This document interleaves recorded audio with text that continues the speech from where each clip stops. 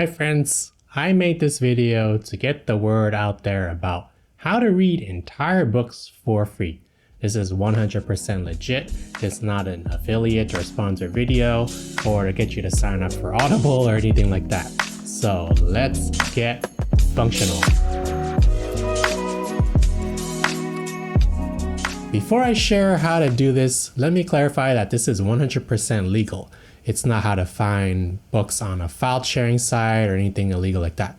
It will not require that you spend a single penny or sign up for a free trial or anything like that. There is no limit to what book you can read. Well, kind of, but if you're looking for something specifically, say occupational therapy book, this may not be as good, but anything like fiction, nonfiction, self-help, finance, business, history, marketing, pretty much anything you can find in a bookstore, you can read it this way. And that's the library. I know what you may be thinking. Jeff, the library requires that I go in, find a book, check it out, blah, blah, blah. But it's 2021, and I know we are in a pandemic too. There's an app for that, or several apps for that. Rather, two that I like. Basically, if you're a library member, you can download apps like Libby, Hoopla, Overdrive, which basically talk to the library using your library card number, and you can instantly borrow and download books that you can read on your devices. Yes, this includes your Kindle too, or even your smartphone. It's pretty awesome, and it can save you a lot of money. Don't click away just yet, because I have some pro tips at the end on how to get even more books this way. Of course, there are some limitations, as it is the library. A title may only have so many copies that can be borrowed out, but you can add books to your waitlist, and when it becomes available, you can check it out right away instantly and borrow it. By the way, you can borrow audiobooks too. That's awesome for long commutes. You usually don't have to worry about late fees too, because books or even audiobooks will automatically return themselves when they are due. So gone are the days of rushing to the library and taking out spare change to pay for late fees. Before you go off and download Libby, Hoopla, or Overdrive, or whatever app may be popular for libraries these days on your devices, here's a bonus tip. You may be able to sign up for multiple library cards in different cities. You may be thinking, wait, can I do that? Well, this depends on the library you're signing up for, but some libraries, for example, just require that you live in a specific state and not necessarily the city that your residence is or your address is. And so apps like Libby and Hoopla, which are completely free, by the way, allow you to sign on and hop between different library cards and library numbers. So this will theoretically increase the number of books or libraries you have access to. So if a book is not available on one library, you may be available in another.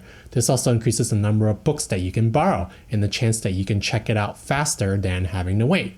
If you're just looking for something to read in general and not a specific title, having access to one library is usually enough to keep you plenty busy. If you are a readaholic, try signing up for more libraries.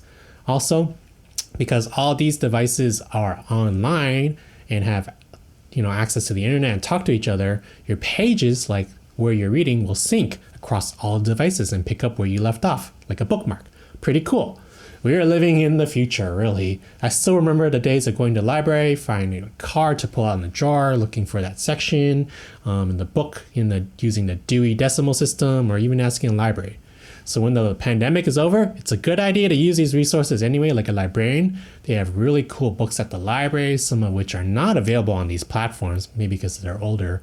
And librarians are a good resource. They're glad to help you with your question. Google is cool and all, but everyone is using Google and looking at all the same thing on the first few pages. If you want your report, essay, or especially your research to stand out and be significant and comprehensive, look at all the other resources, such as a library in person.